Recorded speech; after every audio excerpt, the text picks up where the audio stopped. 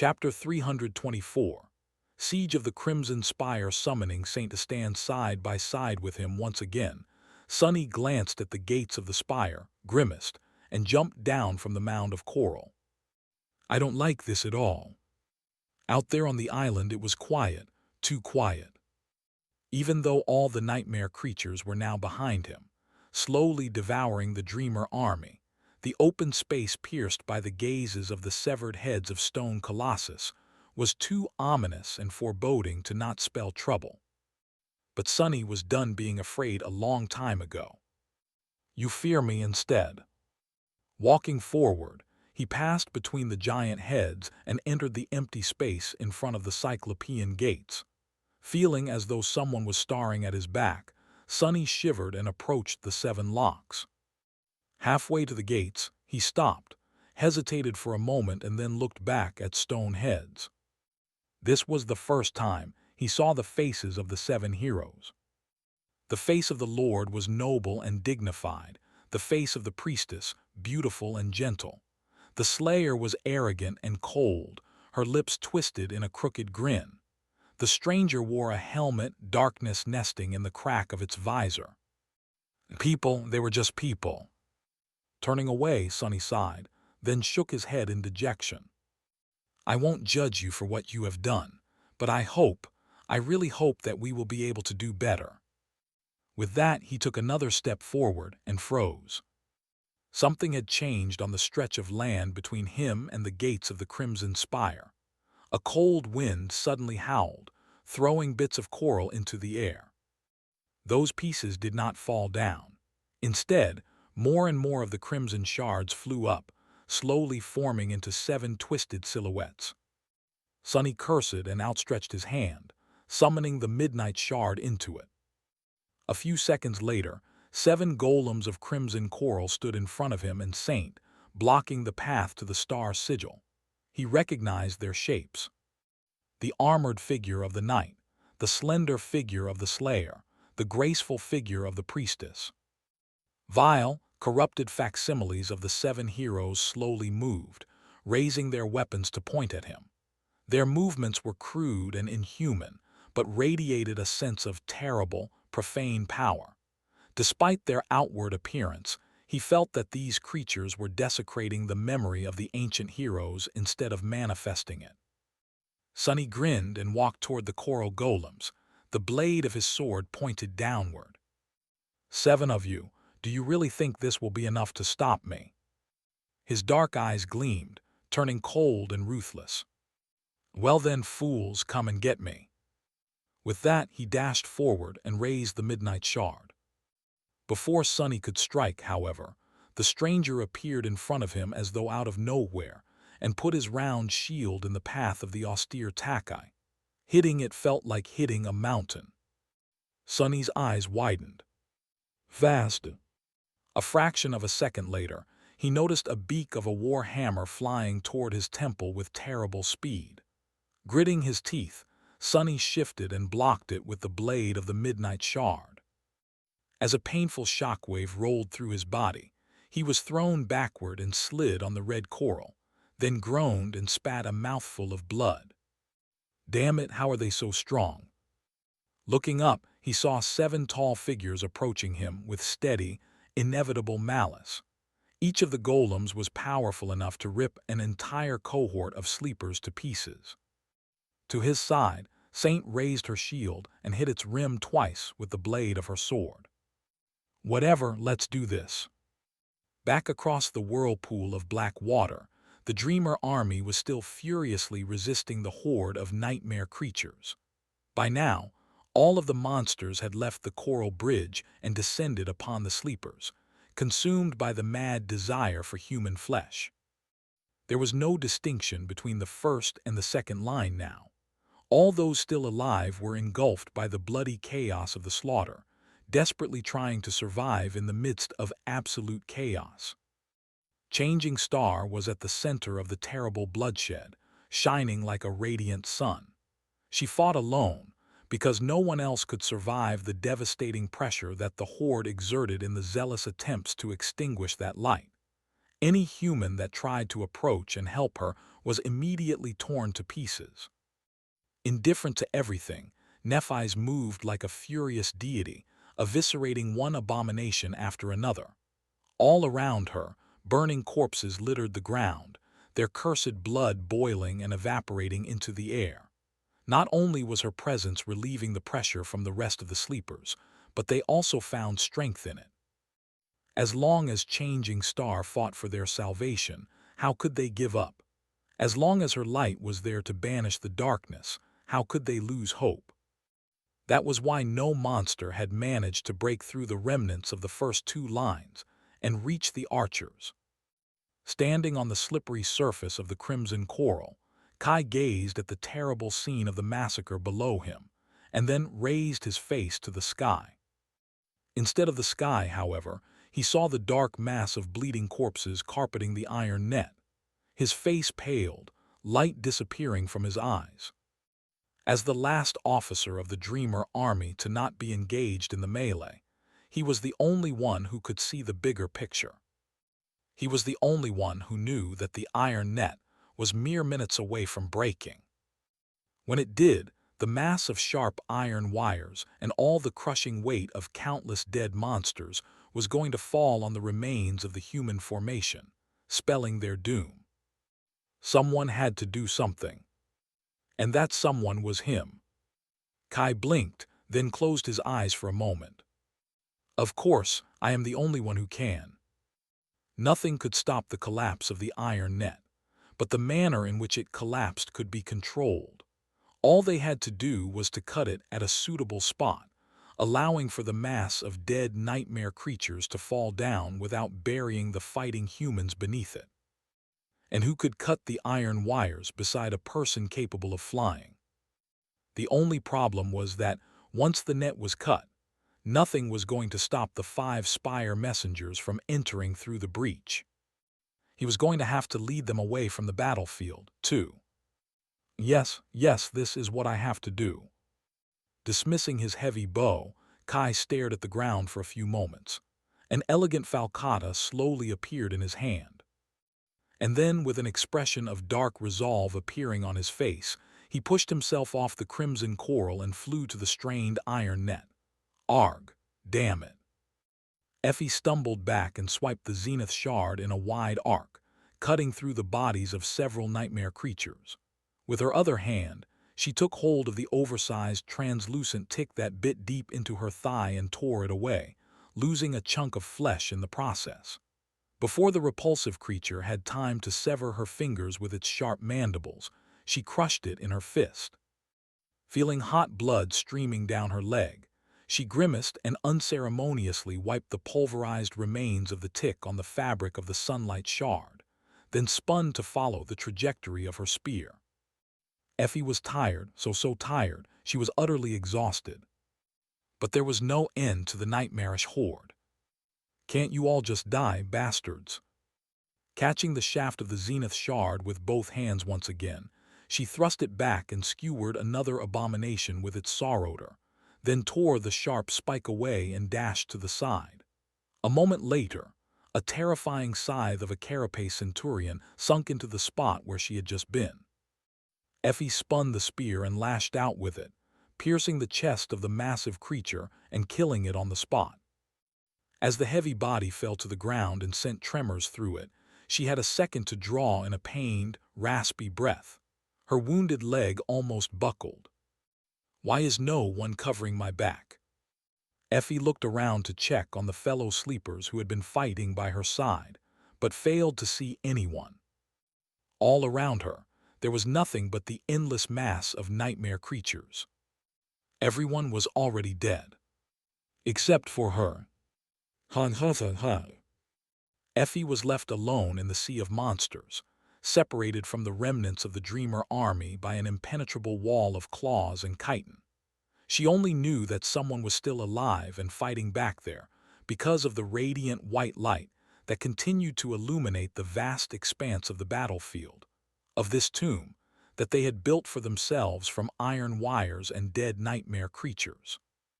Not that the light could reach where she stood. Here, there was nothing but darkness. She didn't have much hope of reaching it, too. Effie looked at the ground and smiled bitterly. Then she raised her head high and stared at the approaching tide of monsters, her eyes sparkling with dark amusement. "Come then, beasts. Oh, what a feast this will be." Sunny barely avoided the blade of the coral sword and deflected it to the side with the midnight shard. Then he tried to counterattack, but was forced to jump back with a muffled curse. A sharp stiletto flew past his face, leaving a shallow cut on his cheek. Damned abominations. Currently, he was facing against 3 golems at the same time. The knight, the slayer, and the priestess were trying to surround him. They moved with terrifying speed and possessed enough power to obliterate a sleeper with laughable ease. Luckily, Sunny was not just any sleeper. The shadow was wrapped around his body, making him faster and stronger. With its help, he was barely able to hold on and remain alive. For now, some distance away from him, Saint was facing off against the stranger, the builder, and the hunter. Those 3 seemed to be even more ferocious than his own opponents, so the shadow was having a lot of trouble too. That doesn't make any sense. Sunny was not surprised that these constructs were far more powerful than him, but Saint was an awakened demon, and one of the most dangerous nightmare creatures of her rank he had ever seen, no less. And yet, she was barely able to remain in one piece. Good thing that the Lord had yet to join the fight. The 7th golem stood motionlessly some distance away, as though uninterested in the fight. Because of how fast his enemies were and their numerical advantage, Sunny had to summon the Moonlight Shard as well. Now, he was holding the takai in one hand and the stiletto in the other. This wasn't what he was used to and made his offense weaker, but allowed him to bolster his defense. This was one of the reasons why Sunny was still alive. Suddenly, a blast of light hammered into his eyes, making him stagger and blinding him for a few short moments. In the next second, the priestess lunged at him. She wielded no weapons, but her coral hands were deadly enough to serve as a pair of them. Trusting the shadow sense, Sunny dodged and brought the midnight shard down, hopping to catch the golem. His second hand moved, blocking a strike of the slayer. Just as before, the impact almost shattered the bones in his wrist and sent Sunny reeling. He had successfully resisted the attack and bought himself enough time to regain his vision, only to be faced with the furious threat of another assault, this one coming from the night. Saint wasn't having any more luck. Her shield had been caught by the beak of the builder's war hammer and pulled down, which gave the hunter an opportunity to thrust his spear into the breach in her defense. At the same time, the stranger was preparing to attack her from behind. This can't go on much longer, think. Sunny felt as though he was missing some crucial fact about this arduous, lethal fight. He had to solve it before the last golem joined in. Twisting his body to deflect the incoming strike, he frowned. Why had the Lord not attacked? There was something about it. Suddenly, Sunny's eyes narrowed. Can it be? The golems were created in the image of the ancient heroes, and even wielded the same weapons. He had managed to resist his attackers for so long partially, because he was intimately acquainted with their armaments. After all, he held the Midnight and Moonlight Shard in his hands. If their weapons were the same as his shard memories, just made out of crimson coral, was it the same for the Lord? Did the Crimson Terror create its own equivalent of the Crown of Dawn, and was it currently feeding the 7 golems with power? The Lord was standing alone, seemingly indifferent to the battle that was happening in front of him. Just like Nephis sat away from the battlefield at the start of the siege, the gem of the Dawn Shard burning brightly on her forehead. If the 7th golem was doing to the other 6 what Changing Star had been doing for the Dreamer army, then Sunny still had a chance. Glancing at the graceful figure of Saint, Sunny gritted his teeth and made a difficult decision. He had no choice but to do it. Too much depended on his success. A moment later, he feinted an attack and jumped back at the last moment, disengaging from the three menacing coral golems instead. At the same time, he sent the shadow a mental command. The taciturn demon froze for a fraction of a second, as though hesitating, but in the end she did not. Abandoning the measured cadence of her flawless technique, Saint allowed the spear of the hunter to strike her in the chest. The force of that vicious attack was so immense that her onyx armor shattered, allowing the tip of the spear to bite deep into her stone-like flesh. Soon, a stream of ruby dust flowed out of the wound, painting the broken cuirass red. But the shadow did not pay it any attention. Catching the shaft of the spear with her shield hand, she twisted her torso and flung the towering coral golem away. And then she suddenly dashed to the side. Before the terrible creatures could understand what was happening, she closed the distance and descended upon the three abominations attacking Sunny. Even though her attack was swift and unexpected, they managed to react to it at the last moment. The obsidian steel of her dark sword was met by weapons made of crimson coral. It gave Sunny the second he needed to get past them, nevertheless. Dodging the hand of the priestess, he appeared behind the three golems and ran toward the distant figure of the Lord. Behind him, Saint challenged all six of the golems, tying them down with a ferocious onslaught of attacks. She paid dearly to buy him time, however. Just a second later, another attack got past her defense, leaving a deep crack on the black armor. And then another, and another. Ruby dust flowed down like blood. With a terrible grimace contorting his pale face, Sunny rushed to reach the seventh of the Star Sigil Guardians. Kai approached the dark mass of broken flesh and groaning iron wires, feeling cold drops of blood fall on his face. Changing the angle of his flight to move parallel to the ground, he clenched his teeth and lashed out with his sword. The heavy blade of the falcata collided with the iron wires and easily sliced them apart. This net was created from the same thin metal as the webs of iron spiders. As such, it couldn't resist the sharpness of his weapon memory, which was elevated almost to the ascended rank by the miraculous crown of dawn. His hand, however, wasn't as strong. Even with his core brimming with soul essence, Kai was still just a sleeper. As soon as he struck the net, a sharp pain pierced his wrist. He screamed, but did not let the sword fall from his hand. Almost. As a long cut appeared on the net, many corpses fell down through the breach. Kai had chosen the target for his attack carefully, making sure that the rain of dead nightmare creatures would fall on the empty stretch of crimson coral between the largely intact line of archers and the remnants of the vanguard, which was embroiled in horrifying melee.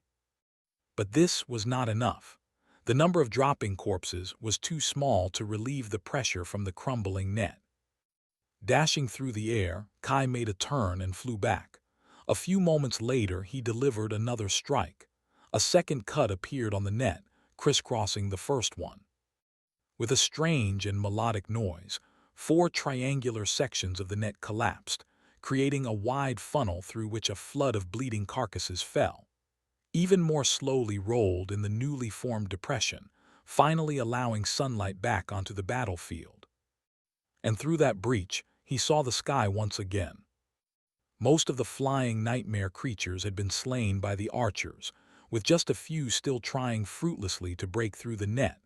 But high above them, 5 dark dots still circled in the clouds. As soon as Kai saw them, a cold shiver ran through his body, because it felt as though they saw him, too. A moment later, the messengers broke the perfect symmetry of their circle and plunged down. No! Kai's eyes widened. Dashing through the breach, he dismissed his aspect ability and allowed inertia to pull him down. A moment later, he landed on the carpet of dead monsters and desperately looked for arrows sticking from the bodies. Tearing 1, 2, 3, 5 of them from the flesh of the nightmare creatures, he simultaneously summoned his bow. He would have gathered more, but there was no more time. As soon as his bow weaved itself from sparks of light, Kai pushed himself off the carpet of carcasses and shot upward. Then he looked up. The 5 terrifying spire messengers were descending upon him, wind whistling through their gruesome black feathers. Hunger and madness were burning in their eyes. For some reason, it felt as though the heavens themselves were falling on him. Flying toward the fallen monsters, Kai desperately drew his bow and sent an arrow in their direction. Then 2, 3, 4, and finally 5. At that point, the messengers were close enough to see every detail of their repulsive pale bodies. The arrows Kai shot were mundane ones, and thus unable to do much damage to these harrowing abominations, unless aimed perfectly by a master of the bow. All 5 struck the base of one of the messenger's wings, damaging it enough to send the vile creature crashing down, out of control. Kai dodged to the side, missing the second one by just a few meters. The third one was now right above him, its beak opening in a gluttonous glee. That was when Kai made his 6th shot. Only this time the arrow he sent flying was not mundane at all. It was the blood arrow. The hideous black memory streaked through the air and hit the messenger right in the eye, sinking in so deep that only its fletching remained seen. The terrible monster suddenly convulsed and then fell down. The melodious voice of the spell sang into Kai's ear. "You have slain a fallen monster, cursed." But he had no time to listen to it. Using the body of the creature he had just killed as a shield, Kai evaded the attack of the 4th messenger. But the last one suddenly appeared right in front of him, leaving Kai no path to retreat, no hope of saving himself. It was too late. The terrifying black beak shot forward. Effie did her best, she really did.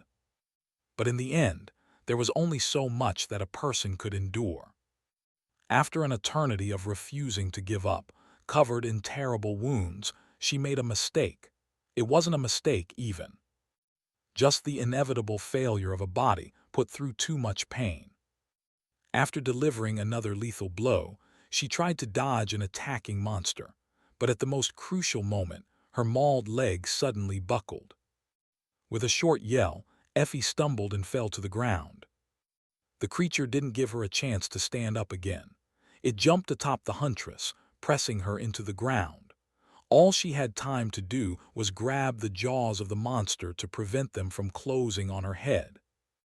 Effie wanted to throw the heavy abomination off her, but a moment later another jumped on it, its mandibles biting into her shoulder. And then another, and another, and another. Soon she was buried under a crushing pile of frenzied nightmare creatures, sharp teeth sinking into her flesh. It hurts so much. Effie gritted her teeth, remembering what it was like to see that distant, pure light. At the last moment the coral golem moved, disappearing from Sunny's view. A fraction of a second later, it materialized a few steps away, just outside of the Midnight Shard's reach. Bastard! It was too late to change the direction of his attack.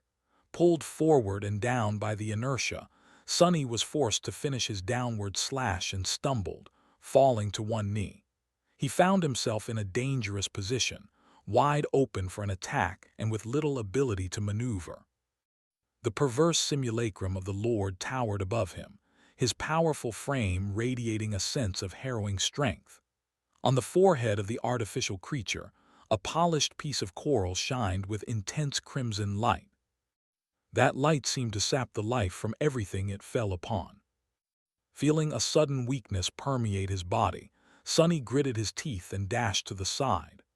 A split second later, the fist of the Lord pierced the air with a cracking sound and shattered the ground, sending a rain of debris flying in every direction. Twisting his body, Sunny spun and delivered a backhanded blow before his feet even touched the ground. The blade of the takai scraped against the vambrace of the golem's armor, leaving a deep gash in it. However, it didn't do a lot of damage. Landing and sliding back on the coral, Sunny thrust his hand forward and sent the moonlight shard flying at the golem's face. The creature easily swatted it away with its hand. By the time it did, however, Sunny was already near, delivering a high thrust with the midnight shard. As soon as the Lord moved to deflect the austere blade, he changed the direction of his attack and turned it into a vicious horizontal cut. Using every last bit of his finesse and prowess, Sonny brought down a rain of strikes on the golem. He was moving with astonishing speed and agility, his attacks and steps seamlessly flowing from one into another. It was as though the whole onslaught was just one fluid, continuous motion. But no matter how swift and skilled he was, it all turned out to be useless. The Lord was much faster, stronger, and more powerful. Even though he was temporarily forced to concentrate on nothing but defense, every second that passed spelled doom for Sonny. Because somewhere behind him, Saint was being slowly destroyed by the 6 other golems, and as soon as she fell, he was going to die. Curse you! Pausing for a mere moment, Sonny gave the coral abomination a chance to attack. Its fist shot toward his chest with terrifying speed. Turning his torso, Sonny avoided the blow and caught the hand of the golem between his body and his arm. This position didn't give him any advantage, because the creature was much stronger than him. On the contrary, it immobilized one of his hands and forced him to let go of the hilt of the midnight sword with the other. But it gave Sonny purchase. The Lord raised his second fist, ready to crush the human skull with one deadly strike. High in the skies above the battlefield, Kai was just moments away from death. He had wounded one of the messengers, killed another, and avoided 2 more. But the last one was now upon him, and there was no escape. Time seemed to slow down. With his eyes opened wide in terror, he stared at the swiftly approaching beak of the harrowing creature. No matter how fast Kai was, he knew that this time he wouldn't be able to evade his end. If only he had 1 more second, a fraction of a second even. Fully aware that it was hopeless, Kai changed the direction of his flight. Despite it all, he had to at least try. But it was hopeless. Until, at the last moment, something flashed through the air and collided with the black beak of the messenger, throwing it slightly off course. That gave Kai the fraction of a second he was praying for. Twisting his body, he allowed the beak to pass mere centimeters away from it, crashed into the side of the messenger and bounced off of it, then stumbled away through the clouds. A slender, graceful rapier suddenly appeared by his side and then circled around him, cutting a stray black locust in half. With its pommel facing Kai and its tip aimed at anyone who would dare to attack him, the quiet dancer glided through the air, forming a defensive sphere of sharp steel around the young man. Despite its inanimate nature, the flying rapier somehow managed to convey the feeling of mean, arrogant, and bad-tempered protectiveness. Staring at the elegant echo, Kai couldn't help but smile. "Thank you, Cassie." On the blood-soaked battlefield, a small hill of monsters was moving and shifting, every horrifying creature in it lusting to taste the flesh of the person buried beneath. It seemed as though there was no hope. But what was hope? Hope was something that Effie had abandoned long ago. She didn't need it. All she needed was a roof over her head, delicious food on her plate, and the thrill of the hunt. The indescribable pleasure of being healthy, strong, and living. With a tiny bit of misguided pride mixed in to spice things up. She wasn't willing to die yet, not like this, not without giving it one last fight. Suddenly, a muffled sound resounded from under the hill of monsters. It was a furious growl, full of rage, defiance, and a desperate will to survive. A moment later, the hill shuddered. And then exploded, bodies of nightmare creatures flying away and rolling on the ground. Straining her muscles to the point where it felt like they were about to explode. And then past that, Effie pushed the incredible weight away with her mighty shoulders and emerged from the seething mass of abominations. She was still holding the jaws of the first creature to jump on her with her bleeding hands. With a ruthless motion, she tore them apart and threw the broken body aside. Her fist flashed through the air, crushing someone's skull. Effie had lost the Zenith shard somewhere, but it didn't matter anymore. With a bestial growl, she spun and fought, killing one monster after another with her bare hands. She was not going to surrender. She was not going to back down. She was not going to. After a while, no one was there to attack her anymore. Effie didn't know why. To be honest, by then she couldn't see much. Her vision was blurry and slowly growing dark. Met with the lack of resistance, she staggered and fell to her knees. She tried to draw in a breath. But something was blocking her throat and something was wrong with her lungs. She couldn't. This is the end, I guess. Through the blurry dark fog, Effie suddenly saw a radiant figure approach. She smiled. "Is that you, Princess? Ah, I hate to admit it, but I don't think I can." It was getting hard to form thoughts. Effie sighed, then closed her eyes, ready to give in to the comfort of oblivion.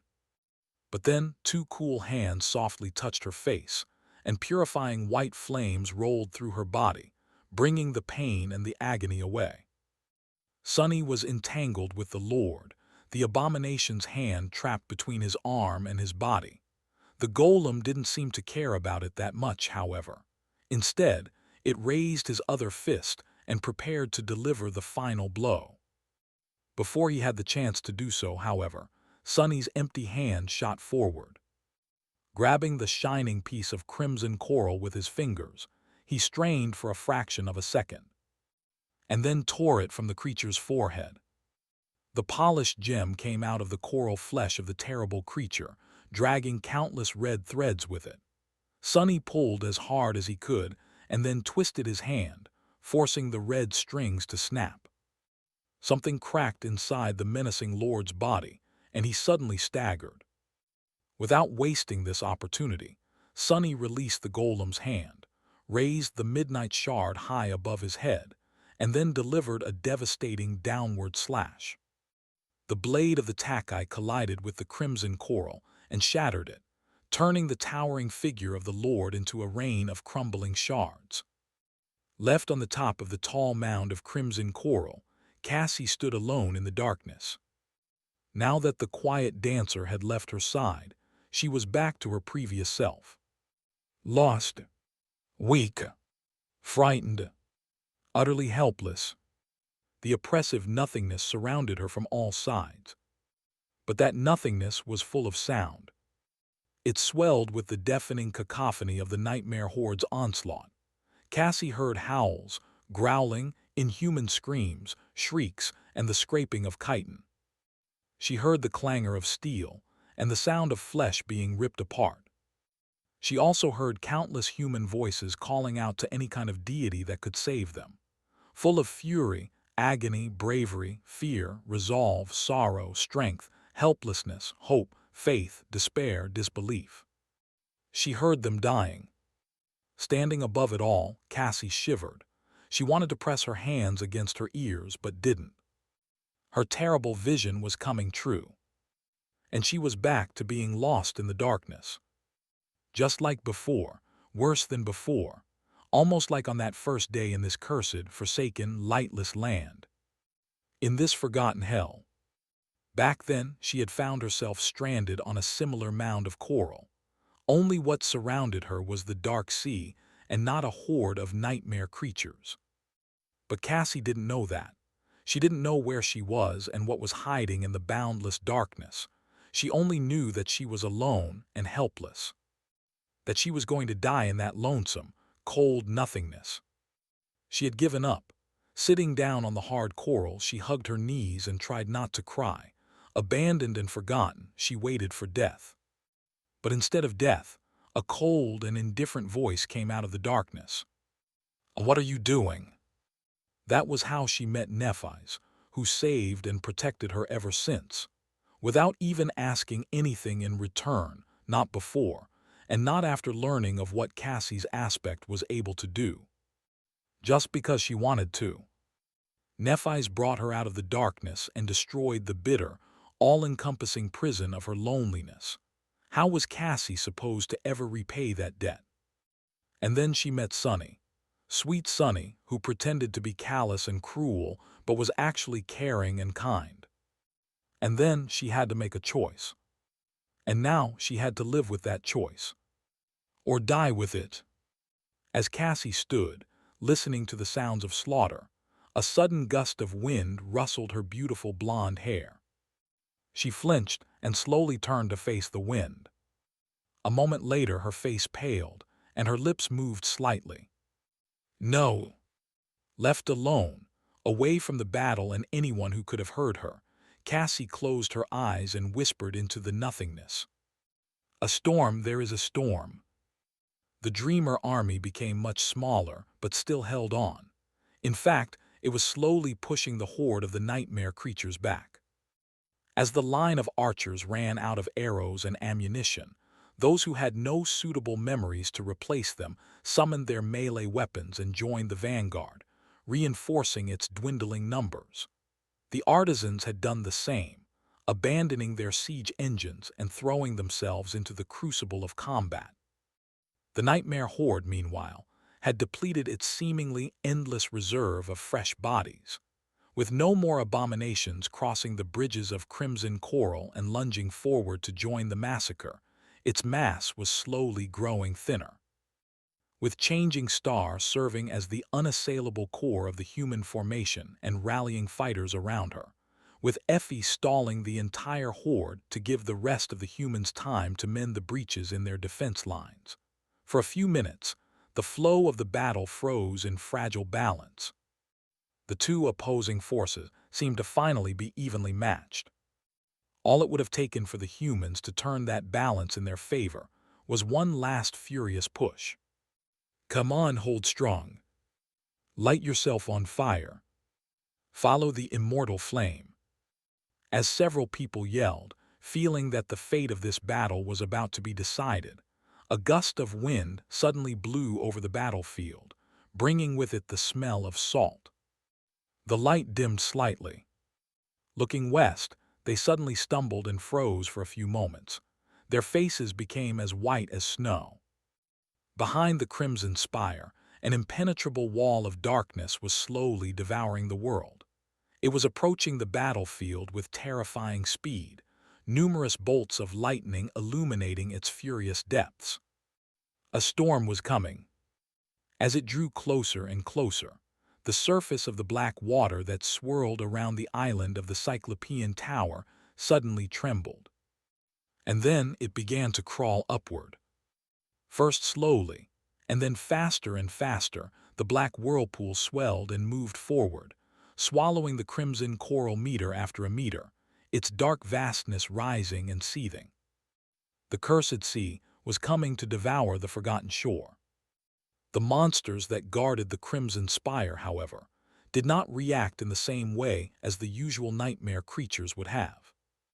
Instead of scurrying away to find shelter, they howled and shrieked in eerie triumph, and then crashed into the Dreamer army with renewed fury.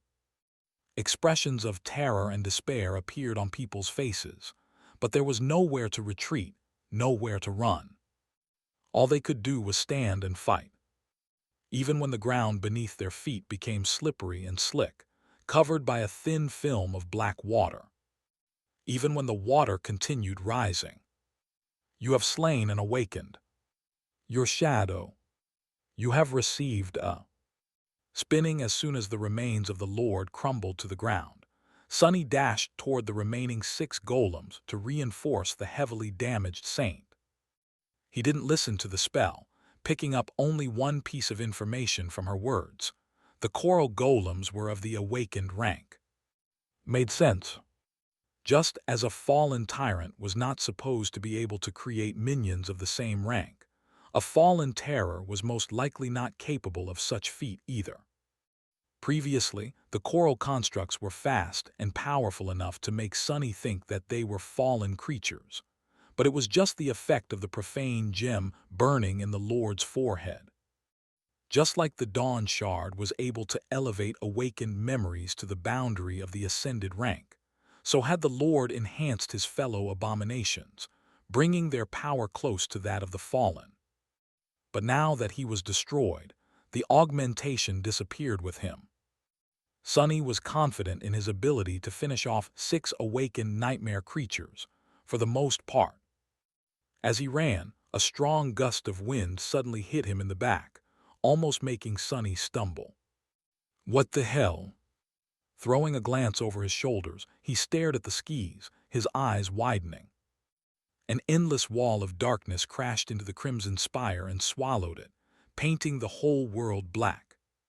Stunned, Sonny gritted his teeth and turned away from it, a cold feeling of dread permeating his entire body. Curse it all! In front of him, Saint was barely holding on to life. Her armor was broken and painted red by the crimson dust that flowed from a dozen terrible wounds. The visor of the helmet was shattered, together with the side of her face. One of her ruby eyes was missing, replaced by a jagged black hole. As he ran, a vicious blow of the knight's sword got past the shadow's defense and bit into her shield arm, severing it at the elbow. Saint staggered and awkwardly lashed out with her sword. Then, she took a step back and fell heavily to one knee. The menacing figures of the golems towered above her, approaching to deliver the final blow. The war hammer of the builder rose, ready to fall down like a herald of destruction. The spear of the hunter flew forward like a hungry predator.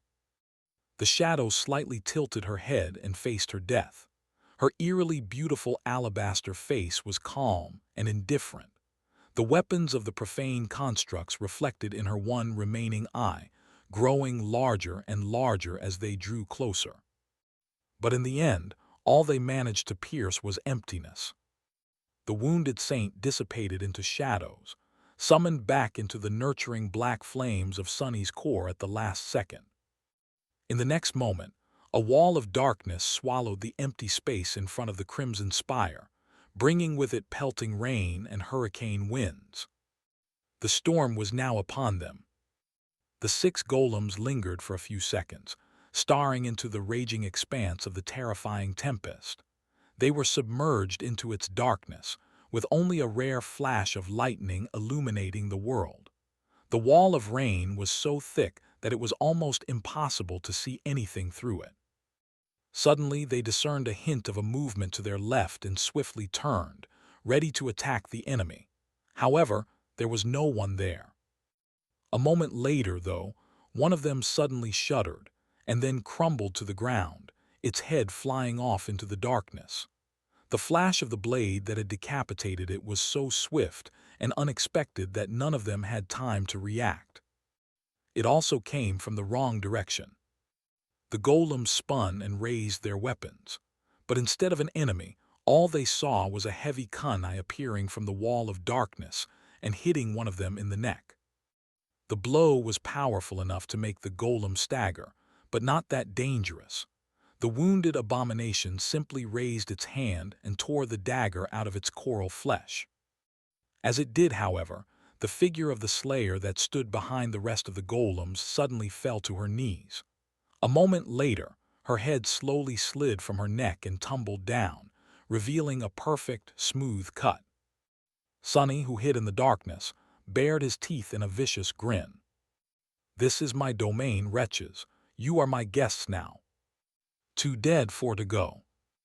Realizing that their enemy was capable of hiding in the shadows and seeing in the dark, the golems changed their tactic. The knight, the stranger, and the hunter shifted to stand in a circle, protecting the priestess with their bodies. The priestess, meanwhile, raised her hands to the skis. In the next moment, a blinding light shot into every direction from her open palms, revealing Sonny, who had been just a few meters away from them and preparing to launch another attack. A damnation! On the bloody battlefield, the remains of the Dreamer army were besieged from all sides. They continued to fight with doomed determination, abandoning all fear and doubt. Even though the black water was already high enough to reach their knees, the humans continued to resist the horde of the frenzied nightmare creatures, slaying 3 for every one of them killed by the terrifying abominations. Illuminated by the radiant light of changing star, not one of them tried to run. Instead, they stalwartly stood their ground and fought, Some were smiling and some were even singing. As more and more of them fell, forever disappearing under the cold surface of the cursed sea, the black water kept rising. High in the skies above the battlefield, Kai and the quiet dancer were flying through the nets of lightning, dodging the attacks of 3 relentless spire messengers. The terrible monsters were infinitely faster and more powerful than the two of them, but had to rely on their wings to propel their massive bodies through the air. Both Kai and his graceful defender flew thanks to magical abilities, and as such, could maneuver better than the winged abominations. This was the only reason why they were still alive. As Kai dodged and evaded the onslaught of deadly attacks, he pelted the messengers with precise shots of his bow. However, none were as lucky as his first one. The black arrow bit into the flesh of the powerful monsters again and again, drinking their blood, but all that achieved was slowing them down a bit. But he didn't care. He never hoped to defeat the harrowing heralds of the spire to begin with. He just wanted to keep them away from the people fighting on the ground. For as long as he could. Flying through the storm, struggling against the crushing pressure of the wind and dodging bolts of lightning, Kai gritted his teeth and kept doing just that. Not pausing even for a second after his position was revealed, Sunny lunged forward and delivered a swift thrust, aiming at the closest golem, the knight. The creature moved, deflecting the blade of the midnight shard with a choral parody of the noble weapon. Now that the lord was destroyed, the artificial creatures became considerably less fast and strong. They were no better than carapace scavengers, or maybe centurions.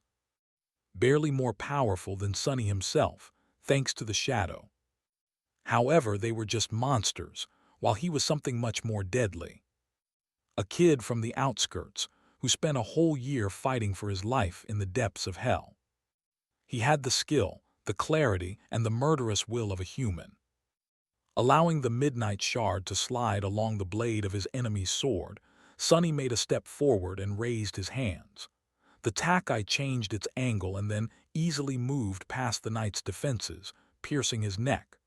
One twist, and it flew out of the golem's flesh, disintegrating half of his neck in the process. Continuing the motion, Sunny slammed his fist, and the hilt of the midnight shard into the golem's face with enough force to break the remaining half. "You have slain." Using the grounded footwork that he had learned in the countless spars with the Shadow Saint, he quickly repositioned himself and blocked the attack of the hunter's spear.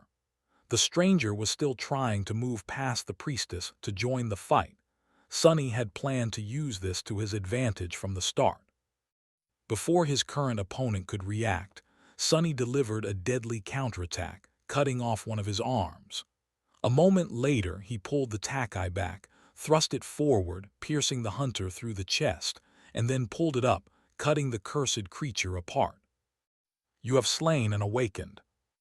The priestess lunged forward, wishing to rip him apart with her bare hands, but was suddenly pulled back by the invisible string that had wrapped itself around her neck at some point in the fight.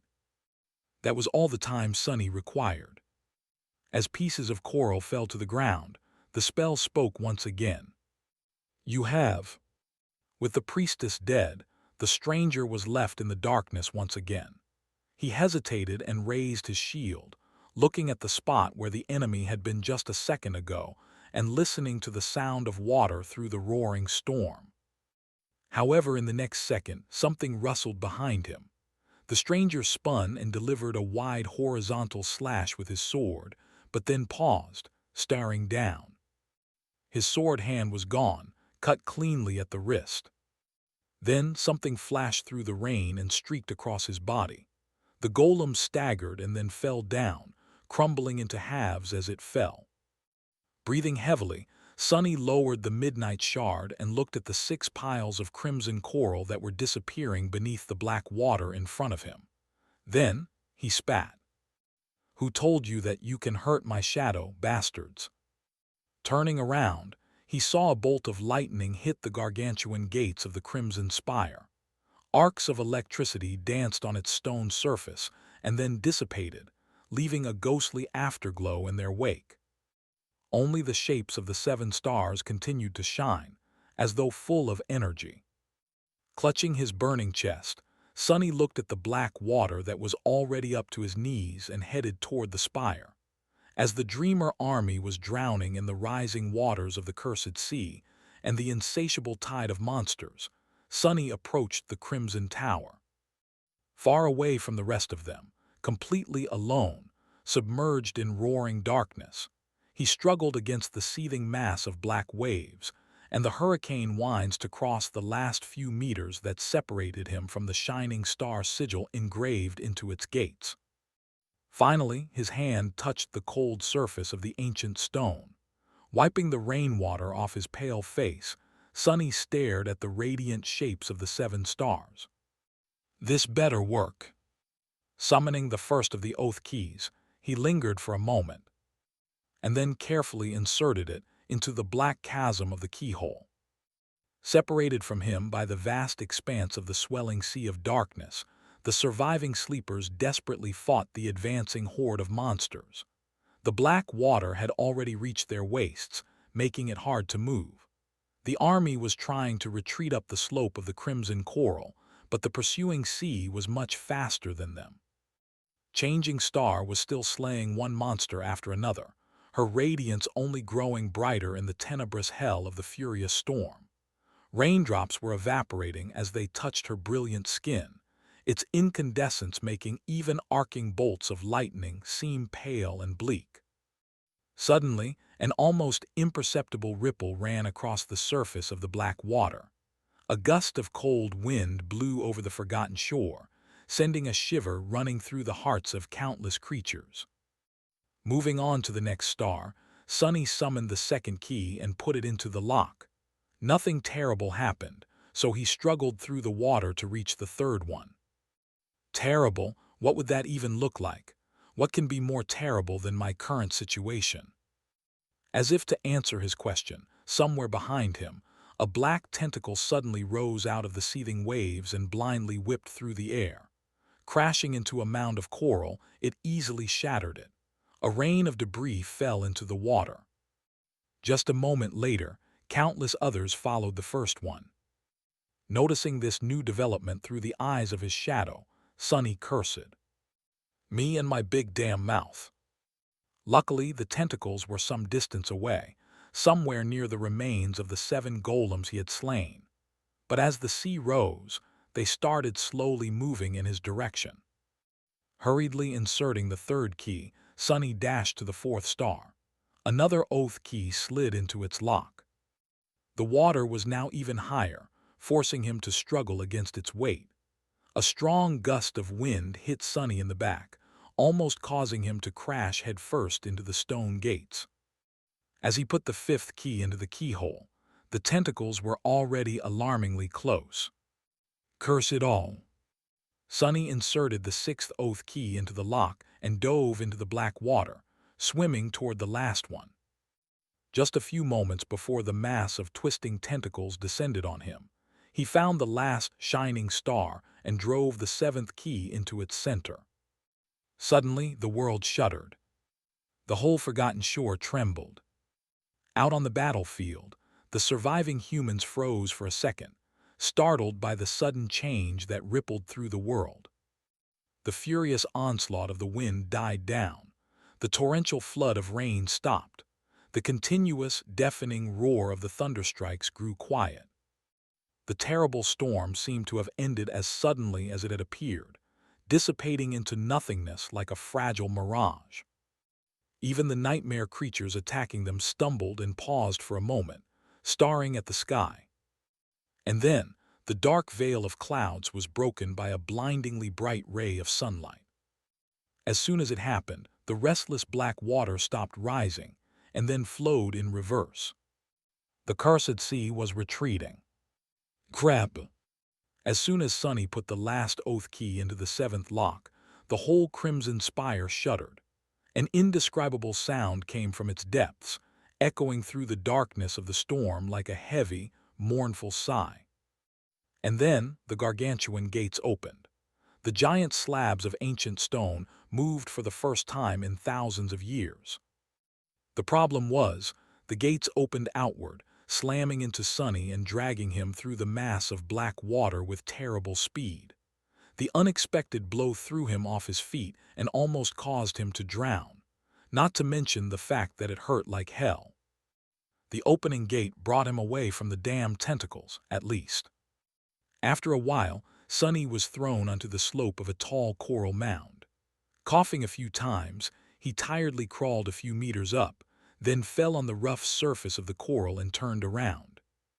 What Sunny saw made him blink, then open his eyes wide and stare in disbelief. The dark sea was being sucked into the spire. The black water was flowing in reverse, rushing into the enormous doorway. The twisting tentacles and the harrowing creature they belonged to were carried away by that current, disappearing into that blackness, too. The strange thing was, the amount of water entering the Crimson Spire was much larger than what should have been possible. Sunny expected to see it fill the Cyclopean Tower, but instead, it simply flowed inside and seemed to disappear, as if swallowed by the spire and banished into the depths of the earth. Just a few moments later, the level of the dark sea began to fall.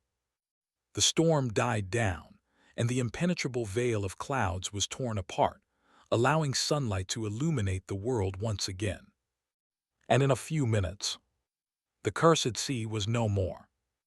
Sunny stared at the clear surface of the crimson coral, which had been covered by the black waves not too long ago. The bottomless dark ocean was gone without a trace. Even the black whirlpool that had surrounded the island was not there anymore, revealing a deep, uneven, empty semblance of a moat. Then Sunny stared at the sky, where a furious white sun was hovering right above the tip of the Crimson Spire. A stunned thought entered his mind.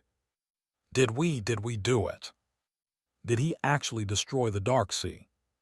The Dark Sea was gone, and all the horrors that dwelt in its cursed depths were gone with it, too. The world was bathed in pure sunlight. The surface of the labyrinth suddenly became vibrant and bright, with stark shadows hiding under the jagged pillars of the crimson coral. The furious white sun burned above the Crimson Spire, as if frozen in the middle of the sky. Sunny even had to cover his eyes for a few seconds. Laying on the ground, he allowed himself a few moments of rest. A short laugh escaped from his lips. I actually did it. Speak about the unlikely events. Unfortunately, he couldn't really rest yet. The battle wasn't over. The horde of nightmare creatures was not defeated yet. And somewhere in the spire, the Crimson Terror itself was not defeated either. With a deep sigh, Sunny collected himself and rose to his feet. They were almost there. They almost escaped. Now all that was left was to make one final push, even if it was going to be the hardest one yet. Looking at the tall mound of coral towering above him, he squinted against the light and began climbing it. Was it always so bright? As Sunny climbed, he summoned the runes and glanced at them. Shadow's marble saint. Thank gods. He knew that saint was all right, but still wanted to check. The taciturn demon had been heavily damaged and was bound to spend a long time restoring herself. However, her existence was not in danger. Then his eyes slid lower.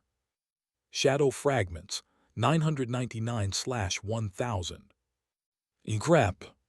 Sunny gritted his teeth. He was simultaneously excited and scared to find out what was going to happen once he saturated the shadow core. It was bound to be beneficial, but at what cost?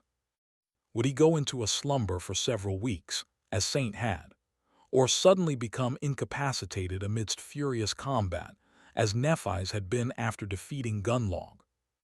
That could cost him his life. Not like I can do anything about it now. Full of unease, he continued his climb and soon reached the very top of the coral pillar. Standing on it, Sunny looked in the direction of the Dreamer army.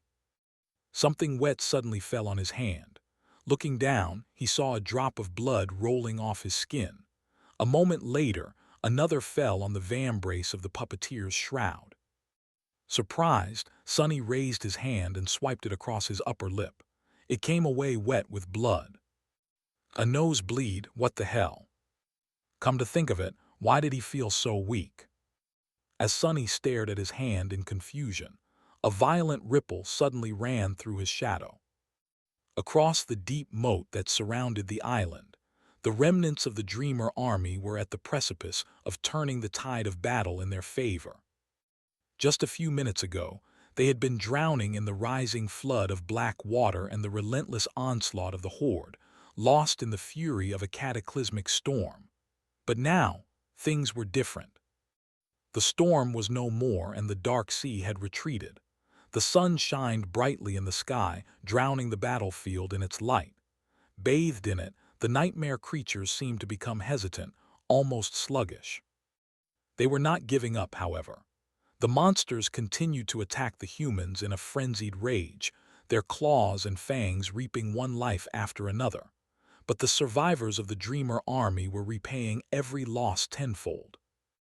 Reinvigorated by the exhilarating gift of sudden salvation, they steeled their hearts and fought with zeal, fervor, and murderous will. More and more nightmare creatures fell to their blades, and the Horde did not seem to be endless anymore.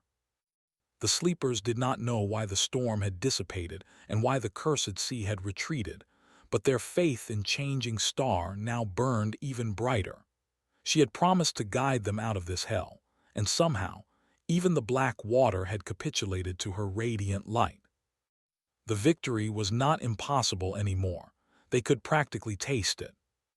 But Nephise herself suddenly stumbled and slowed her sword dance. A confused, alarmed frown appeared on her face. Dodging the claws of an attacking abomination, she thrust her sword into its maw, then jumped back. Free of the swarming monsters for a few short moments, she lowered her sword and looked at the sky. High above her, Kai was still alive somehow. What is happening? He had spent so long flying at a terrible speed, struggling against the crushing wind, dodging bolts of lightning and the cursed spire messengers, pushing the limits of both his body and mind. The exhaustion was catching up with him now, making it hard to think, let alone react. He really didn't feel well. His whole body ached, and his vision was slowly turning blurry. A sickening feeling of weakness permeated his body. The storm had come out of nowhere and then disappeared without a trace. The skies were blindingly bright. That was a relief. But the damn abominations were still there.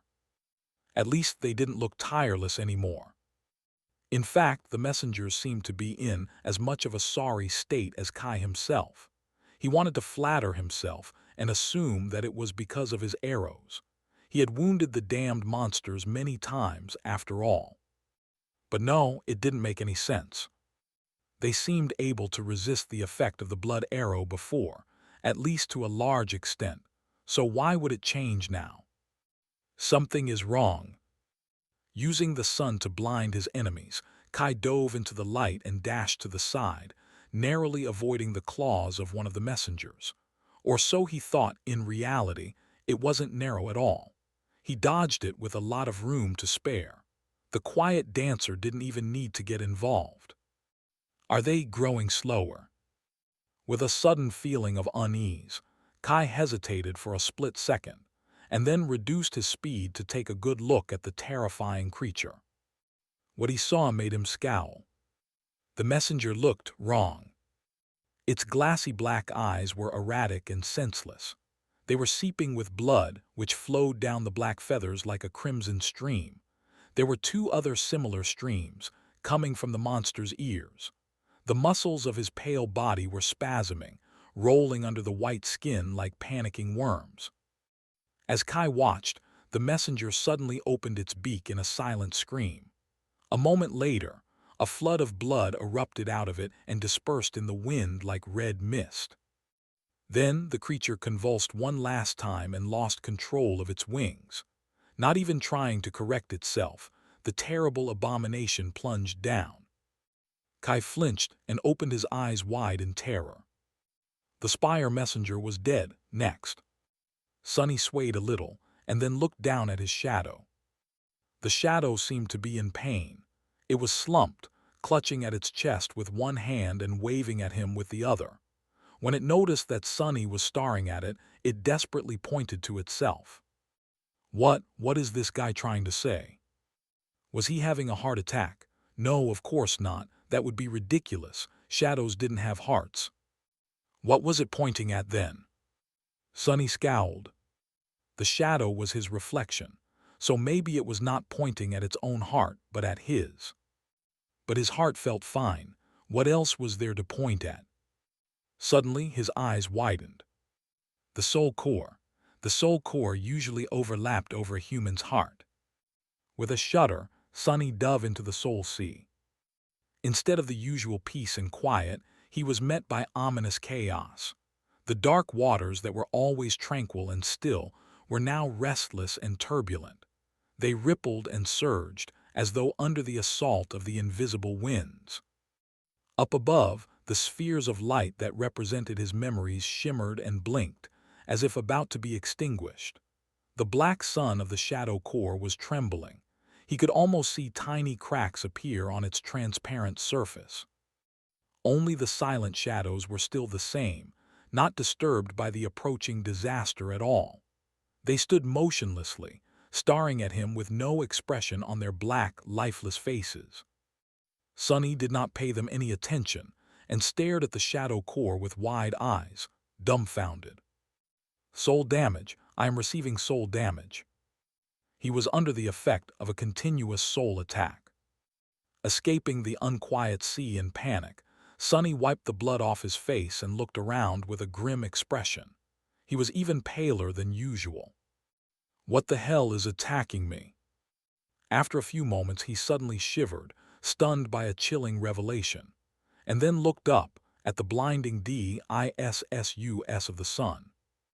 He had not been wrong. Its light was indeed much brighter than it had been before. The skis of the forgotten shore, which had always been gray, were now almost white, full of merciless heat and radiance. It looked as though someone had erased reality itself, leaving behind nothing but an endless white void. With each second, it was growing more and more incandescent. The sun, the source of the soul attack, was not a nightmare creature. It was sunlight itself. Anywhere it reached, the souls of living creatures were being slowly eroded and destroyed. And since the sun was now directly above them, at high noon, there was almost nowhere where it couldn't reach. There was no escape from it. Except for... Turning around, Sunny stared at the opened gates of the Crimson Spire. Behind them, welcoming darkness promised shade and safety. This was the only place where he could hide from the annihilating sun. The army. Spinning around, he peered across the moat. Out there on the battlefield, the nightmare creatures had stopped their endless onslaught. Now, they were stumbling and swaying as though drunk. Many had already fallen to the ground, blood streaming from their orifices. Their souls had been destroyed, and they were dead. The surviving warriors of the Dreamer army were staring at them in bewilderment, their distant figures full of both relief and confusion. Sunny wanted to scream, warning them of the terrible danger they were in, but knew that he was too far away for anyone to hear him. From the tall mound of coral he was standing on, he could see the graceful shining figure in their midst. He knew that Nephi's must have figured out what was going on by now. But she didn't know that the gates of the spire were open. Think. Sunny lingered for a few seconds, and then raised his hand.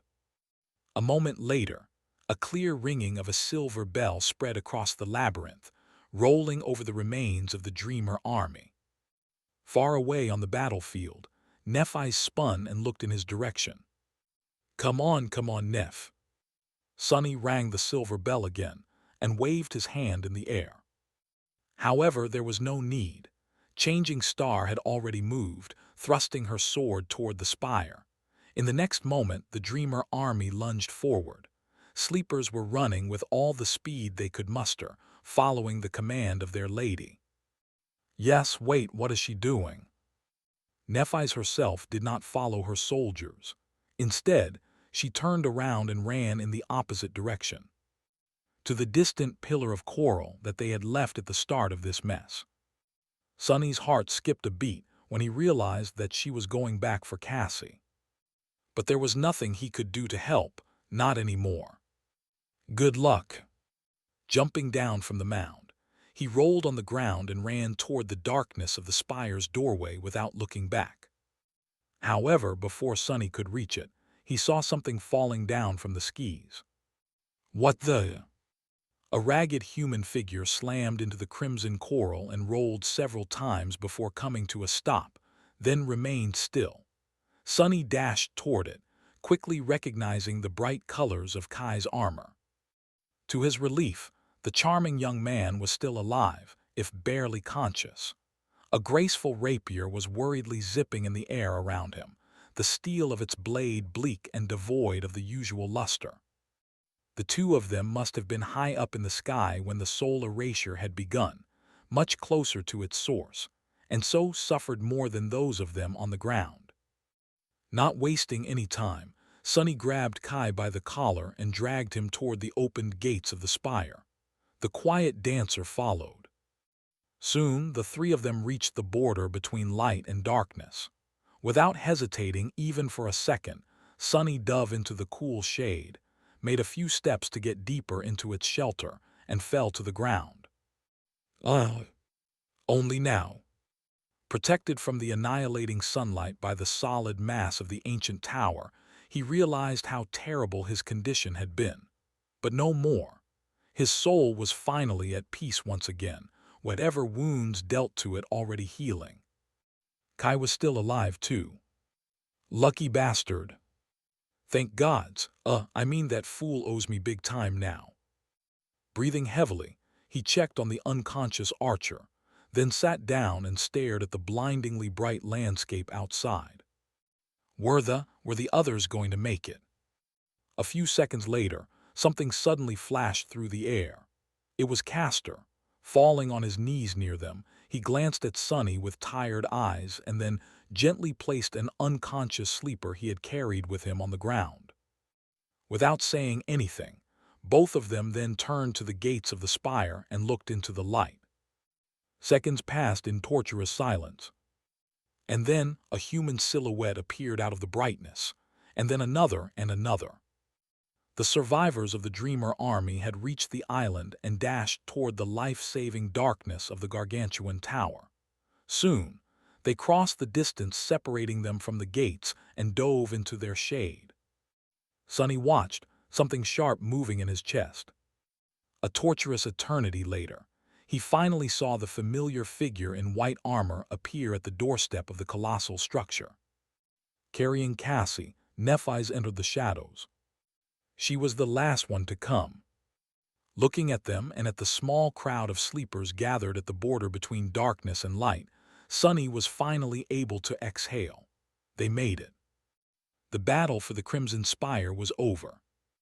Now all they had to do was find the gateway hidden somewhere inside the ancient tower, and survive the wrath of its master. Sitting on the cold stone floor, Sonny inhaled deeply and looked at the people that surrounded him.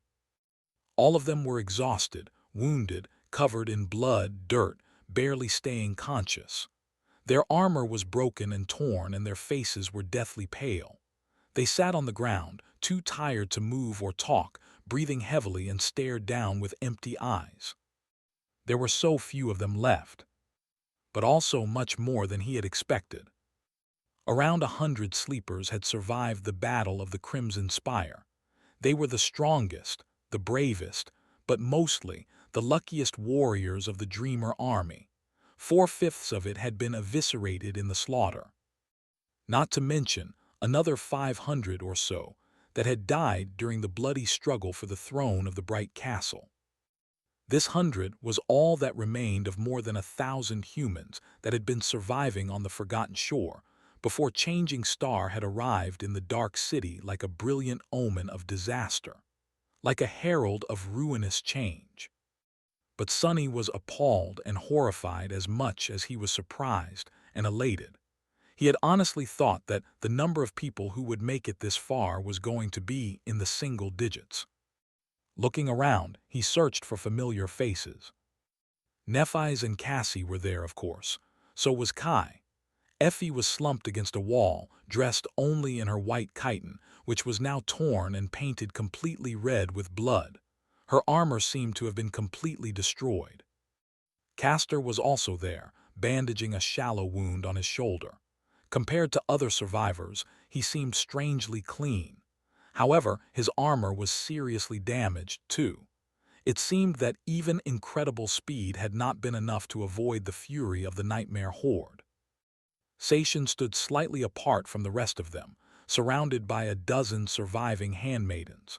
The beautiful woman was heavily injured, the luster of her skin and sparkling eyes growing bleak and dim. From what Sunny could see, she was barely alive. He also noticed Aiko, who was sitting on the floor, wiping tears off her delicate face. But there were also many people whom he did not see. The scarred hunter who had welcomed them into the outer settlement after their long expedition was dead. So was Park, his nonchalant friend who had been responsible for turning Effie into a folk hero with his tailies. The talkative watchman who had asked Sunny about his opinion on who could have killed Harris were now dead, too. So was the young man who had thought that talking to Sunny was a headache. Stev, the ample giant that had been in charge of the memory market during Gunlog's reign, did not make it. Perhaps this was why Aiko, his friend, was now silently shedding tears. Even Gemma, the dauntless leader of the Dark City Hunters, had perished. Sunny did not know what could have killed the seemingly immortal man, but suspected that his last hunt had been a truly terrifying sight to behold. Most of the people Gemma had brought to Changing Star's faction with him were now dead, too. And so many more. Their absence pressed down on survivors like an unseen weight. But those who survived had no time for sorrow, at least not now. They weren't free of this nightmare yet. In fact, they had just entered the very belly of the beast. Turning away from the 100 sleepers, Sunny looked into the depths of the Crimson Spire. Once the entire tower must have been hollow, but now there were growths of coral everywhere inside. They resembled frozen waterfalls of blood, as if rivers of it had once streamed from the top of the spire and then suddenly turned solid. Because of that, it was hard to see what hid in the depths of the Cyclopean construct. Further away, the interior of the tower was shrouded in the cold darkness. Lingering for a few moments, Sunny decided not to send his shadow to explore. The Crimson Terror had already proven its ability to hurt it, so he was unwilling to risk the well-being of his invaluable helper. Instead, he glanced at Neff. Changing Star was peering into the growing brightness that drowned the forgotten shore. By now, the light of day outside was almost blinding. On her face, there was a strangely thoughtful expression. As Sunny watched, she turned around and raised her head, looking in the direction of the spire's tip. After a while, she frowned, and then faced the surviving humans. Her calm voice echoed in the darkness of the ancient tower. "It's time to go. Gather your strength. We are almost there." The sleepers looked at her with tired eyes, the light of hope igniting in them with renewed strength. Slowly, they rose to their feet. Those who were relatively fine supported those who were seriously wounded. Those who had lost consciousness were being carried by their friends or fellow warriors. Soon, the procession of humans headed deeper into the spire. Nephi's was walking at the front, holding Cassie by the hand. Somehow, Sunny ended up side by side with them. Looking at the two young women, he wanted to say something, but no words came to his mind. Instead, Neff was the one who spoke. Glancing at Sunny, she hesitated for a while and then said, "Thank you for ringing that bell and for everything." He looked at her for a long time and then shrugged. "There's no need to thank me. We are allies, are we not?" She smiled slightly and remained silent after that. Soon they passed through the barrier of coral, and approached the center of the spire. There, the dark sea was imprisoned under an indomitable seal. In front of them was a vast pool of black water. Its surface was perfectly still and flat, like that of a harrowing mirror made from pure darkness. Although the water was opaque and no one could see how far down that gargantuan well went, Sonny felt as though it was unimaginably deep. He felt that it reached such depths that mere thought of light would be impossible there. As they watched in solemn silence, a subtle ripple spread across the surface of the imprisoned sea. It was as though it was straining to spill over the edges of the pool and break free. However, the invisible powers that held it down were too mighty to overcome, even for this vast, boundless, inconceivable creature. Turning away from the eerie black mirror, Sonny peered into the darkness and frowned. Hidden in the shadows, far away from the light of human lanterns, countless figures were standing motionlessly, staring at them. At first, Sonny wanted to shout to warn everyone, but after observing the silent figures for a few moments, he changed his mind. Hidden in darkness, countless coral golems were staring mindlessly into the distance. They were very similar to the creatures he had fought to get to the star sigil, but also different. Because they weren't copies of ancient heroes, just that of mundane people. As such, they wouldn't be too dangerous. A single sleeper could fight dozens with ease, let alone the experienced, powerful warriors of the Dreamer army. More than that, the golems did not seem to be hostile. Some of them stood motionlessly, while some aimlessly wandered about. These sad, empty things were even more lifeless than echoes. He felt that they weren't really creatures, even.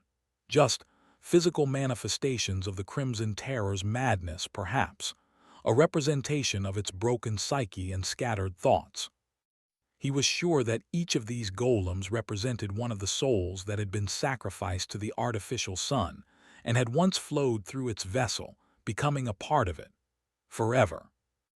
There were thousands of them, and even more had to be hidden somewhere out of sight. Lingering for a bit, Sonny informed Nephise of his discovery. She frowned and glanced into the darkness, then nodded. "We will be careful." Now that they had a better understanding of the ground level of the Crimson Spire, it became clear that the gateway was not on it. To find it, the remains of the Dreamer army were going to have to ascend higher. There were no stairs or lifting mechanisms in sight, but luckily, many of the twisting coral pillars were wide enough for several people to walk on them, and not as steep as to make things too difficult. The sleepers could use them to easily reach the next level. However, as soon as Sonny stepped forward, Neff suddenly pulled him back and shouted, "Everyone back!" Just a moment later, a wide ray of blinding light fell from somewhere above and swiped across the interior of the Crimson Spire, annihilating the tranquil darkness. It didn't take a genius to realize that the ray was imbued with the same soul-destroying property as the deadly beams of sunlight outside. Only this one seemed much more powerful. It was also different. Although its movements were erratic and strange, they were unmistakably aimed at the exhausted mass of human invaders and full of intent. Hide in the shadows.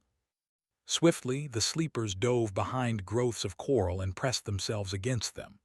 A few unfortunate ones lingered for too long and were exposed to the light.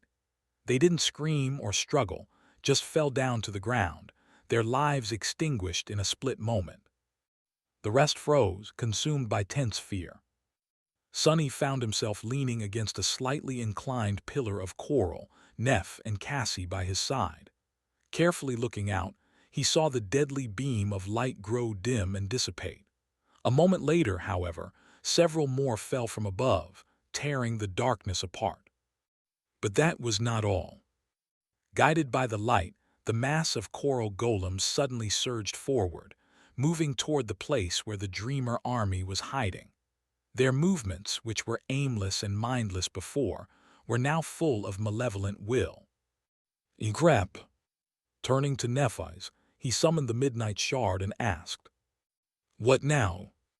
She lingered for a bit, and then said evenly, "Someone will have to attack the Crimson Terror directly to draw its attention away." Sunny smiled, feeling a strong sense of déjà vu.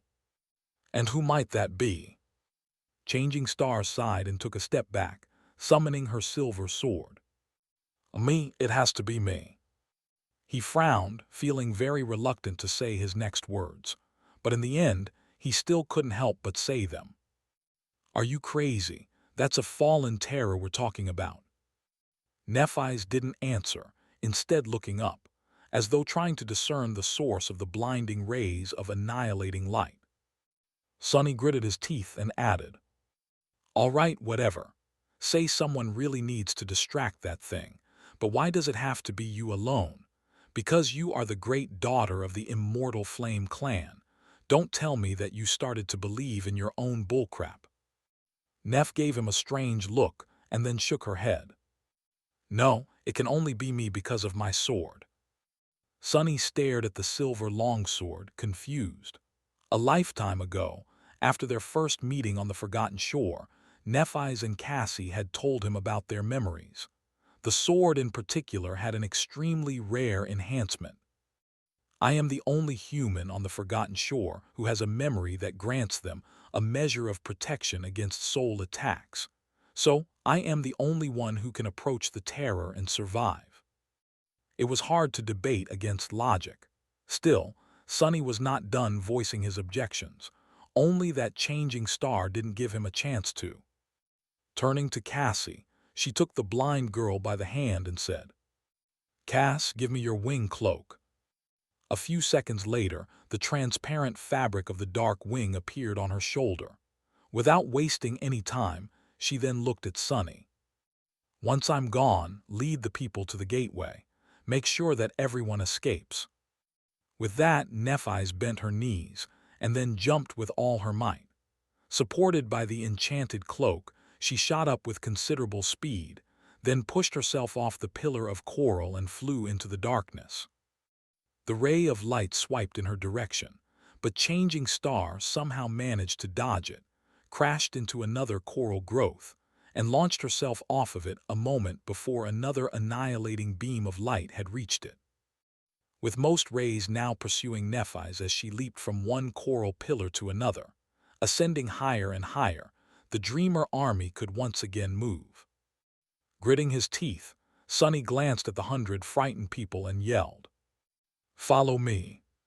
Sunny had never expected to become a leader of anyone, let alone of 100 desperate people. But now, that was exactly the situation he found himself in. To add insult to injury, he was really the best person for the job. Not because of any kind of leadership qualities, but simply for the fact that he could see in the dark. Now that the rays of soul-destroying light were led away by Nephis, he could also let his shadow free and send it forward to explore and search for the gateway. So if anyone could guide the remains of the Dreamer army to it, it was him. How the hell? Hiding his unease deep inside, Sunny projected nothing but absolute confidence and shouted for everyone to follow him. Surprisingly, the sleepers did just that without voicing any objections. Confidence is easily confused for competence, I guess. Of course, the fact that he was affiliated with Changing Star in some capacity helped a lot, even if most people were not completely sure how and to what extent. Taking Cassie's hand, Sunny dove out of his cover and dashed toward a wide, spiraling coral root that reached high into the darkness above. He could hear the sound of footsteps following him from behind. The Dreamer army was on the move once again. Jumping on the root, Sunny sent the shadow forward and glanced at the approaching sea of coral golems. There was still time. He ran forward, using the coral growth as stairs. A second later, he yelled, "Those at the back, ready your weapons." They did so while the first rows of sleepers followed Sunny up. Almost everyone had time to climb onto the root by the time the first of the golems showed up. The coral figure stumbled from the darkness, only to be met by a flash of a sword. It crumbled instantly, offering almost no resistance. But a moment later, several more appeared, and then more and more. The sleepers destroyed the first wave to buy themselves a few moments and then jumped onto the route, then dashed away, soon catching up with the rest of the survivors. At the head of them, Sonny hesitated for a moment. Thanks to the shadow, he knew that the wide coral growth they were ascending was soon going to twist upward at an almost vertical angle and grow much more narrow. Luckily, there was another one crossing it just a few meters ahead, separated by a very small gap. Picking Cassie up, he took a step forward and jumped, landing on the other route, then turned around and moved in the opposite direction to the one they had been going, but still upward. Behind him, the sleepers repeated his jump, and down below, the wave of golems was already climbing on the twisting roots to pursue them. Damn it, I guess they can climb. He ran forward, struggling against the steep incline, then suddenly froze and looked up. There, a few dozen meters away, a wide gallery circled around the empty expanse of the Crimson Spire. And on it, another mass of golems was surging in the direction of the Dreamer army. Countless twisted figures were appearing from the chaotic mess of crimson coral and rushing forward, searching for a path to reach them. Many fell off the edge of the gallery and plunged down, to explode into shards once they hit the floor. But some fell right on the route he was standing on. Gritting his teeth, Sonny looked back and noticed a familiar tall figure close by. Effie stared at him tiredly and forced out a smile. "What is it now?" He put Cassie on the ground and gently pushed her toward the huntress. "Take care of her for me, all right." Effie waved a hand, letting him know that she got it. Sonny watched the two of them for a moment, then turned around and summoned the Midnight Shard. A few seconds later, he reached the first golem and slashed it with his sword. The golem's body offered some resistance, but no more than a mundane creature would. It almost disintegrated under his assault, crumbling easily into a pile of broken coral. Not too bad. Curiously, the spell did not congratulate him on the kill. Just as Sonny had suspected, these things were not really living creatures. That was going to make things a tiny bit easier. Running past the destroyed construct, Sonny soon approached another one and pushed it off the route with one strike of the Midnight Shard's pommel. The golems were not that dangerous, at least not in small numbers. He led the Dreamer army forward, climbing higher and higher. Every couple of minutes, they would have to leave one route and make use of another, sometimes moving across stone galleries that were situated here and there on the walls of the Crimson Spire. At some point, both the vanguard of the human procession and its rear became embroiled in a rolling melee with the sea of coral golems. Those in the middle only had to keep their eyes on the layers of coral and stone structures overhead to make sure that nothing fell on them. This battle was not too terrible, however. The constructs were slower and weaker than even the mundane humans whose visage they were meant to recreate, not to mention almost completely mindless. Not a single human had fell to their attacks yet. That was not to say that surviving the onslaught of countless golems was easy. Somewhere high above, meanwhile, the flashes of white light slowly turned into one continuous, radiant halo. Nephi's was probably already approaching the very pinnacle of the ancient tower. The fact that none of the annihilating rays had returned to attack the sleepers served as proof that she was still alive, drawing the attention of the terror away from them. "Where are you? Where are you?" At the head of the Dreamer army, Sonny cut through another golem and suppressed a curse. Where was the damn gateway? And just as he thought that, the shadow finally found what it had been looking for all that time. Their way back to the real world, out there in the darkness, a vast balcony was built into the wall of the tower, reaching almost to the center of the gargantuan structure. On its surface, broken pillars of marble were overgrown by the ever-present streaks of crimson coral. They led to a circular dais, with a wide iron ring submerged into its stone surface. Around the ring, A beautiful pattern of runes was shimmering with familiar light. They were just like those runes that every awakened had seen countless times when communicating with the spell. But that wasn't the first reason why Sunny had noticed it. The most unusual thing about the dais was that, unlike everything else inside of the spire, it was utterly devoid of growths of crimson coral. The stone surface surrounding the ring was strangely clean and untouched by it. Looking at the shimmering runes and the iron rings through his shadow, Sunny felt something move in his heart. He was sure that this was the gateway. They were so close. As he watched it, the whole spire suddenly shuddered. Massive pieces of coral broke off and fell down, crashing into other branches down below.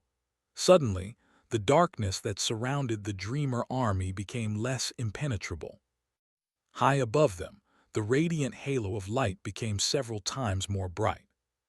Nephi's had reached the Crimson Terror. With a somber grimace, Sunny escaped from his reverie and dashed forward, slicing several golems as he went. The frightened sleepers followed, entrusting their fates into his hands.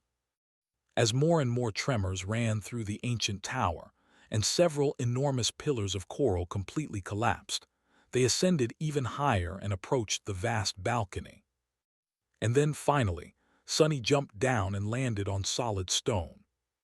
Shattering a few golems, he cleared enough space for others to follow and watched several more people reach the balcony. One after another, the sleepers jumped off the treacherous coral and joined him.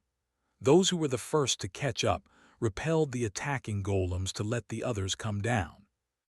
Soon, all 100 of them were on the balcony, and just in time. A few seconds later, a tremendous piece of debris fell from above, pulverizing the branch of coral they had used to get there. Sunny lingered for a few moments, watching as crimson pieces rained down, and then turned away with a determined expression. "Come on, we're almost there." The remains of the Dreamer army cut through the mass of golems and escaped it. Running with all the speed they could manage, the crowd of young men and women approached the gateway and froze, stunned by the sight of it. Hypnotized by it.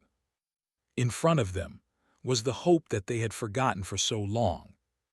The torturous promise of freedom that had taunted them every day, hidden away in the terrifying, looming silhouette of the Crimson Spire. Their way home. Salvation.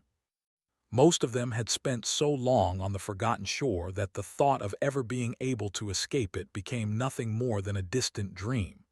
Even when they had followed Changing Star and chose to believe her promises, salvation was just a concept, an idea. Now that they saw it as a real thing, many did not know how to react. Well, Sunny was there to make the process easier. "What are you staring at, idiots? Pick up your jaws and move. Battle formation. Protect the rear. Wounded and non-combatants go first. Everyone else holds off the damn golems and then follows. One at a time, bastards." Coming back to their senses thanks to his angry shout, the sleepers quickly reorganized themselves. Those who could still fight faced away from the gateway and formed a defensive line, protecting the wounded with their bodies. Those who couldn't help the people in the worst condition enter the iron ring. Sunny watched as the first human was placed in the center of the gateway. A moment later, the runes surrounding the ring flashed with shimmering light. The body of the sleeper suddenly shone, too. The ghostly shine was dim at first, but then grew brighter and brighter. Soon, it was hard to distinguish the shape of the human body at the center of that light. And then the light dissipated, much like a memory or an echo would, leaving nothing behind. After all these years, all that suffering, all that loss, the first sleeper had finally escaped the forgotten shore. Looking through the emptiness left by the disappearance, Sunny realized that he had forgotten to breathe. A second later, an exhilarated cheer rose above the crowd of humans. The intensity of emotion in their voices. No words existed to describe the complicated, overwhelming conflagration of feelings burning in the chests of the survivors of the Dreamer army at that moment. Well, at least Sunny had none. In the next moment, The pursuing wave of golems crashed into the defensive line, and the next human stepped into the gateway. The defenders held their ground, throwing the coral creatures back. Sunny lingered at the edge of the dais, watching the crowd of humans. One after another, they were disappearing into the beautiful radiance of the gateway, while the others continued to confidently repel the assault of the golems. They were going to survive. That meant that his job here was done. And just as he had expected, Castor was nowhere to be seen. Lingering for a few short moments, Sunny glanced at the gateway one last time and then stepped away. As he moved through the crowd of humans and approached its edge, someone suddenly called out his name. Turning his head, Sunny saw Effie. The huntress was carrying the unconscious body of Kai on one shoulder and keeping Cassie close to her own under another. The blind girl's face was ashen, confused, and empty. "Doofus, where are you going?" Sunny stared at her for a few moments and then suddenly smiled. "There's just some unfinished business I need to deal with. Take care, you three. I will see you later, I hope." With that, he took a step back and disappeared into the shadows. Summoning the dark wing and the prowling thorn, Sunny jumped off the edge of the stone balcony. In the next second, his dagger pierced the darkness and bit into a fractured coral branch high above. With a sharp pull, Sunny sent himself flying upward, the transparent cloak turning into a blur behind his back. All around him, the interior of the Crimson Spire that remained unchanged for thousands of years was shifting. The ancient tower continued to shudder and quake as it endured the calamitous consequences of the battle between Changing Star and the vessel of the artificial sun. Vast coral roots were shattering and plunging down, drowning the echoing expanse of the spire with deafening clangor. As massive slabs of coral collided against lower branches, they were pulverized in turn. Moving through all this destruction, Sunny struggled to stay alive. Before he could even reach the root he had been aiming for, it was obliterated by falling debris. The mass of coral then rained down, threatening to bury Sunny under its deadly weight. Not fazed, he twisted and hurled the prowling thorn sideways, then flew out of the way of the collapsing coral. Just a second later, Sunny hit the side of an intact root and pushed himself off its surface, continuing to ascend. He spun and twisted, using the prowling thorn and every surface he could reach to dodge the falling slabs of coral, avoid being cut to pieces by deadly clouds of flying splinters, and soar higher and higher. As he did, the shadow jumped from one root to another, searching for Castor. The legacy was much faster than Sunny, but was chained to the ground and didn't have the advantage of being able to see in the dark. Sunny was certain that he would be able to catch up to him before too long. And after a few torturous minutes, he inevitably did. Emerging from a cloud of coral dust, Sunny left a crimson trail in the air as he landed on a wide route in a nimble roll. A moment later, he jumped to his feet and stood silently in the darkness, waiting for Castor to appear. Up here, at the highest levels of the spire, the chaos was not as pronounced. Those branches of coral that were going to break had already fallen, and the few remaining ones were relatively stable. That allowed Sunny to predict which route the legacy was going to take. The cool, polished wood of the weaver's mask rested comfortably on his face, hiding his features. Sunny wasn't sure what resources and connections the Han Li clan possessed, so he chose to be extra careful. He was wary of someone tracing Castor's death back to him with the help of a prophetic aspect ability or some strange and powerful memory. A vengeful legacy clan was the last thing he would want to deal with after returning to the real world. And by now, he was sure that one of the two of them was going to die here, in this cursed and dreadful tower. This confrontation was long overdue. He was also wary of Castor himself. The proud scion was many things, but a fool was not one of them. There was a chance that he had long guessed Sunny's flaw. The mask was his insurance against that eventuality. "Let's see which one of us is better," Let's see which one of us deserves it more. For Sonny, this fight was not only about defeating Castor, it wasn't even about defending Neff. It was about defeating the world itself. A lifetime ago, when he and Castor had first met in the academy, they were on the opposite sides of humanity. One was on the top, and the other was on the bottom. One was strong and surrounded by a circle of admirers, and the other one was weak and alone. One had the best education, the best mentors, the vast resources of his powerful family, the inherited arsenal of memories, and plenty of soul shards to propel him forward to future success. The other had nothing. Sonny had always had nothing. No family and no home, no place to call his own, no one to care about whether he lived or died, no opportunity, no chance, no future. Thrust into the same hell as Castor, he clawed and fought, suffered and endured, survived and bettered himself through will, intellect, and countless brushes with death. And now, a year later, he was ready to claim his rightful place.